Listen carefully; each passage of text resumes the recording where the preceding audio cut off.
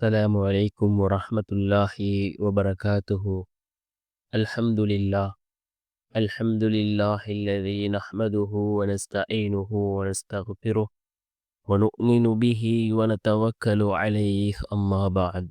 அன்பிற்குரிய அல்லாஹ்வின் நல்லடியார்களே, அன்பு சகோதரர்களே, நாம் தொடர்ச்சியாக பார்த்து வரக்கூடிய துஆக்களினுடைய திக்ருகளினுடைய தொகுப்பில் இன்று நாம் பார்க்க இருக்கின்ற விடயம் என்னவென்றால், நாம் ரமலானினுடைய மாதத்தை அடைந்திருக்கின்றோம். ரமலானினுடைய முதல் 10 ரஹ்மத்தினுடைய 10ல் இருந்து கொண்டிருக்கின்றோம்.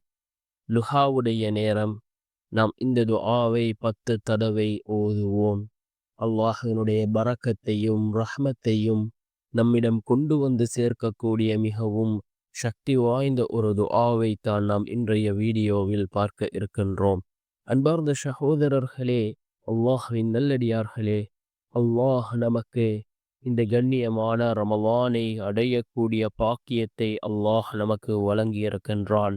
இந்த ரமலானினுடைய மாதம் இது மிகவும் சிறந்த ஒரு மாதம். அதிகமான நல்லமல்களை செய்யக்கூடிய ஒரு மாதம் இந்த கண்ணியமான ரமலானினுடைய மாதமாக இருந்து கொண்டிருக்கின்றது. இந்த முதல் 10 ரஹ்மத்தினுடைய 10ஆக இருந்து கொண்டிருக்கின்றது. அல்லாஹ் அவனுடைய ரஹ்மத்தை அடைந்த கூட்டத்தில் நம் அனைவரையும் அல்லாஹ் சேர்த்தருள்வானாக.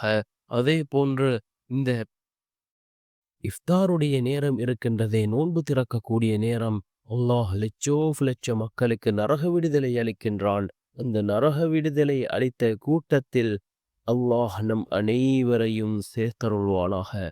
அன்பார்ந்த சகோதரர்களே, அல்லாஹ்வின் நல்லடியார்களே, இந்த ரமலானினுடைய மாதம் மிகவும் சிறந்த ஒரு மாதமாக இருந்து கொண்டிருக்கின்றது. அதிகமான நல்லமல்களை செய்யக்கூடிய மாதம்.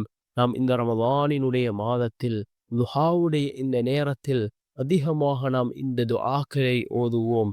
நிச்சயமாக அல்லாஹ் நம்முடைய வாழ்க்கையிலுள்ள எல்லா நிலைமைகளையும் அல்லாஹ் செயற்படுத்தி தருவான். நாம் துஆவுடைய தொழுகையை வளமையாக்கிக் கொள்வோம். யார் துஆவுடைய தொழுகையை வளமையாக தொழுது வருகிறார்களோ அவர்களுடைய வாழ்க்கையில் உள்ள வறுமையை அல்லாஹ் நீக்குகின்றான். அதே போன்று செழிப்பை அல்லாஹ் ஏற்படுத்தி கொடுக்கின்றான். நாமும் இந்த லுஹாவுடைய தொழுகையை வளமையாக்கிக் கொள்வோம். இந்த லுஹாவுடைய நேரத்தில் 10 தடவை நாம் இந்த துஆவை ஓதுவோம். என்ன துஆ என்றால், அல்லாஹும்ம கஃபிர்லி வர்ஹம்னி வஹ்தினி வர்சுக்னி.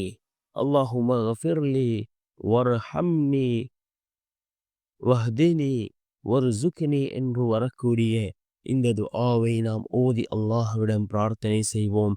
இந்த துஆவின் மூலமாக அல்லாஹ் ஜல்ல சுப்ஹானஹு வ தஆலா நம்முடைய எல்லா நிலைமைகளையும் அல்லாஹ் செயற்படுத்தி தருவான். இதனை அதிகமாக ஓதி அல்லாஹ்விடம் பிரார்த்தனை செய்வோம்.